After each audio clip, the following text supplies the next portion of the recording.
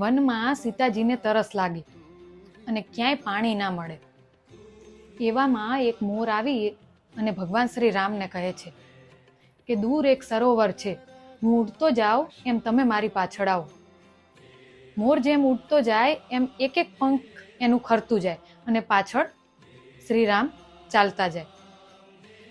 જ્યારે એ શ્રીરામ ત્યાં પહોંચે છે, પાણી લીધું અને સીતા માતાને પીવડાયું અને આ બાજુ બધા પંખ ખરવાના લીધે મોર મૃત્યુ પામે છે. ત્યારે ભગવાન શ્રીરામ પોતાની ગોદમાં મોરને લઈ અને એક વચન આપે છે કે આવતા જન્મમાં હું કૃષ્ણ અવતારમાં તારું આ ઋણ ચૂકવીશ. ત્યારે કૃષ્ણ ભગવાન સર ઉપર મોર મુકુટ ધારણ કરે છે અને એનું ઋણ ચૂકવે છે.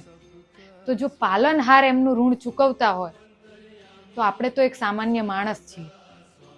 મુશ્કેલીમાં કોઈ પણ વ્યક્તિએ મદદ કરી હોય તો એનું ઋણ ચૂકવવું રહ્યું.